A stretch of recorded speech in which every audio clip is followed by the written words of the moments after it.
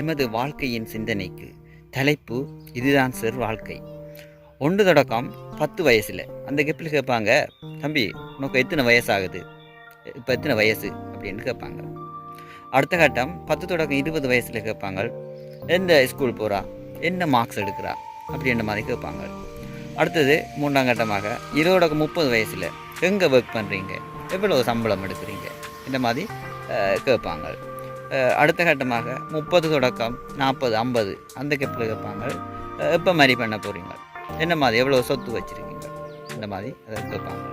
அடுத்தது 50 தொடக்கம் 60 வயசில் அதில் கேட்பாங்க, என்ன மாதிரி உங்களோட சுகர் பிபிகள் என்ன மாதிரி இருக்குது, எவ்வளோ இருக்குது என்ற மாதிரி கேட்பாங்க.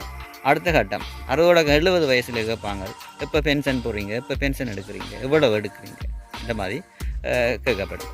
அடுத்த கட்டமாக சிரிக்க வேண்டிய விஷயம் 70 தொடக்கம் 80 வயசில் கேட்பாங்க, நீ எப்போ தான் சாவா என்ற மாதிரி கேட்கப்படும். அப்போ இப்படி தான் நம்மளோட வாழ்க்கை முறை அமைஞ்சிருக்குது. அதை நான் முடிக்கிறேன். அவ்வளோதான் சார் நம்ம வாழ்க்கை என்று முடிச்சு கொள்ளுவோம்.